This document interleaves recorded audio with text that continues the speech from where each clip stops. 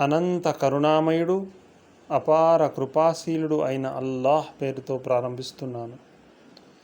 దృఢమైన బురూజులు గల ఆకాశం సాక్షిగా, వాగ్దానం చేయబడిన ప్రళయం దినం సాక్షిగా, చూసేవాడు సాక్షిగా, చూడబడేది సాక్షిగా, కందకం వాళ్ళు సర్వనాశనమయ్యారు. అది ఇంధనంతో తీవ్రంగా మండే అగ్నిగల కందకం. అప్పుడు వారు ఆ కందకం చుట్టూ కూర్చుండి విశ్వాసుల పట్ల తాము చేసిన నిర్వాకాన్ని చూస్తూ ఉండేవారు.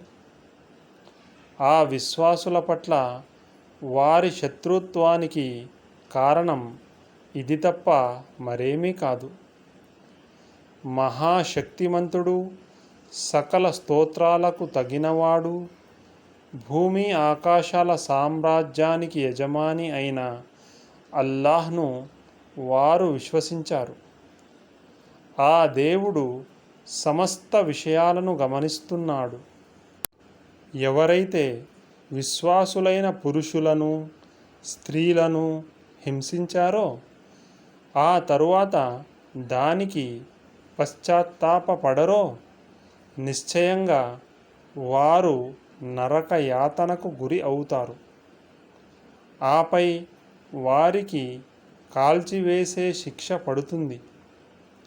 విశ్వసించి ఆపై సత్కార్యాలు చేసిన వారి కొరకు నిశ్చయంగా స్వర్గవనాలు ఉన్నాయి.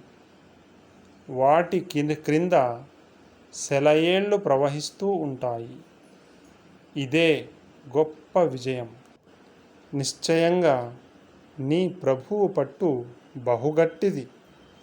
ఆయనే మొదటిసారి పుట్టించాడు, మళ్ళీ ఆయనే రెండోసారి పుట్టిస్తాడు. ఆయన క్షమించేవాడు, ప్రేమించేవాడు, అధికార పీఠాధిపతి, మహిమాన్వితుడు, తాను తలచిన దాన్ని చేయగలవాడు. మీకు సైన్యాల గురించిన సమాచారం ఏదైనా అందిందా? ఫిరౌన్, సమూదుల సైన్యాల సమాచారం. కానీ తిరస్కార వైఖరిని అవలంబించిన వారు తిరస్కరించటంలో నిమగ్నులై ఉన్నారు. వాస్తవానికి అల్లాహ్ వారిని చక్రబంధం చేసి ఉంచాడు. వారు తిరస్కరించినంత మాత్రాన ఈ ఖురానుకు నష్టమేమీ వాటిల్లదు. ఈ ఖురాన్ మహత్తరమైనది. ఫలకంపై రాయబడి భద్రంగా ఉన్నది. సూరా అల్ బురూజ్